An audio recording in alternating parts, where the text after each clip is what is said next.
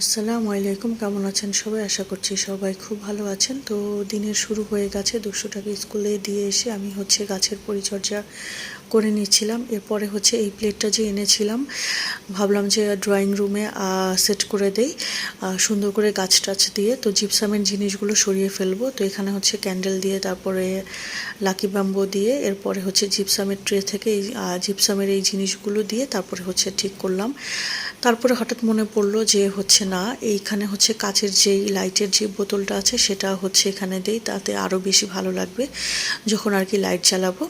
তো ওইভাবেই সেট করে রেখে দিলাম। আর মসজিদটা আর ট্রেতে রেখে সাথে একটা গাছ দিয়ে দিলাম সাবাহাতের রুমে। এরপরে রান্না করতে চলে আসলাম। এখানে আজকে তেলাপিয়া মাছ চচ্চড়ি করব ভেবেছিলাম, আর পালং শাক দিয়ে চিংড়ি মাছ রান্না করব। তবে ফ্রিজ খুলে দেখি 2-3টা বেগুন রয়ে গেছে। তো ভাবলাম যে সেগুলো নষ্ট হয়ে যাবে, দিয়ে দেই একবারে, কাজেও দিবে, খাওয়াও হয়ে যাবে। তো এই আইটেমটা খেতে এত মজা হয়েছে। আমি তেলাপিয়া মাছ দিয়ে বেগুনের আগে কখনো রান্না করিনি, কিন্তু অনেক মজা হয়েছিল খেতে। মানে চিন্তাও করিনি যে এতটা ভালো লাগবে। এরপরে চিংড়ি মাছ বসিয়ে দিলাম। তো আম্মুকে সবসময় দেখতাম শাক রান্না করতো চিংড়ি মাছ, মানে বড় চিংড়ি মাছ হলেও দেখা যেত যে চিংড়ি মাছ দিয়েই বেশিরভাগ টাইমে শাক রান্না করতো। আর বিশেষ করে ইলিশ মাছের মাথা দিয়ে আম্মু সবসময় শাক রান্না করতো। তো আজকে শাক রান্না করতে গিয়ে কেন জানি মনে হলো যে আম্মুর হাতের রান্না করা শাক অনেক দিন হয়েছে খাই না।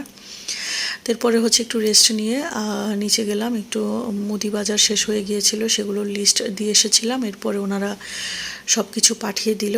তো সেগুলোকেই ঠিকঠাক করে রেখে দিচ্ছিলাম, যেটা যেখানে রাখার। এরপরে আসার সময় চানাচুর মাখানো পেয়েছিলাম অনেক দিন পরে চানাচুর মাখানো খেয়ে অনেক ভালো লেগেছে। আর এই দুষ্টুটা এনেছিল তার জন্য ছোট ফুচকা।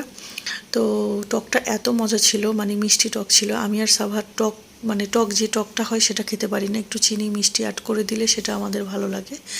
আর এখন তো ভয়েস ওভার দিতে গিয়ে আবার মনে জিভে জল চলে আসলো। এরপরে দুষ্টুটাকে বললাম যে পরীক্ষা চলে এসেছে, পড়তে বসে যাবো, আর ফাঁকি ঝুঁকি মেরো না। তো সে বসে গেল, আর আমি একটু গ্রিন টি খেয়ে নিচ্ছিলাম।